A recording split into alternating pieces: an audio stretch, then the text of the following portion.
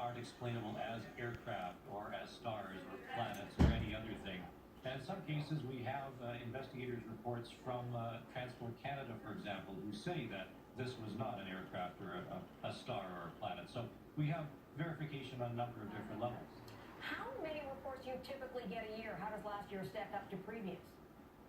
Well, last year we had 1,131, which is a little bit down by about 20 or 30 from the year before, but we're remaining very high. In fact, right now we're looking at report levels that are almost twice the number that we received 10 years ago, for example. So people are reporting UFOs.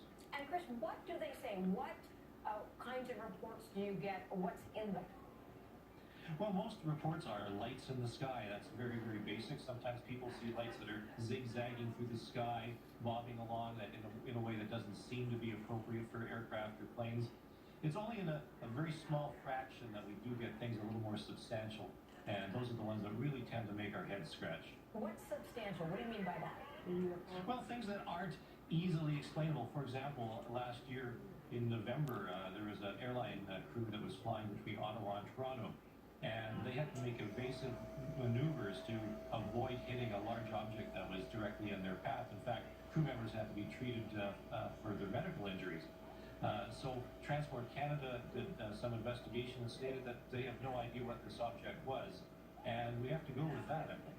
In this day and age, how often, or is it possible, some of these could be drones? There's no question that we are seeing reports that turn out to be drones. There's some spectacular drone arrays that people are seeing sometimes just by themselves look like flashing lights that don't seem to perform like regular aircraft. So drones, balloons, Chinese lanterns, there's a whole host of things that could be explained as things that could be seen as UFOs. But there are a residual number, as I mentioned, 4% last year out of 1,131. Doesn't seem like a lot, but added up over the past 28 years, we have more than 18,000 UFO reports in Canada. So there is a substantial body of data.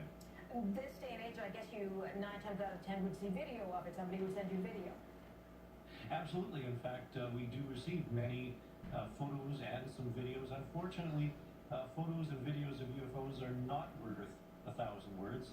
Very often, people's cell phone cameras are really not of the best resolution, so they will only get a black screen with a white dot occasionally. So they're really a problem. And these days with Photoshop and other wonderful devices, it's really easy to fake some UFOs. We do get the occasional hoax, but very, very few. So you mentioned there are many that are unexplained, several hundred a year, but probably thousands over the years. Do you believe in UFOs and that we do see encounters on Earth?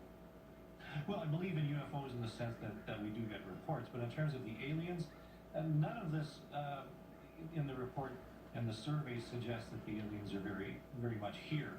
We do know, as an astronomer, I do know that my colleagues share the opinion that there is life out there somewhere, and perhaps travel between the stars is going to be possible someday. In fact, within 5 or 10 years, we may find conclusive evidence that there's life on a planet outside of our solar system.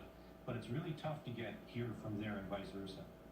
Chris Rutkowski, sir, we've got to leave it there. Thank you for joining us today. Thank you. A notorious missing cat has finally been reunited with her owner, and they've got a lot of catching up to do.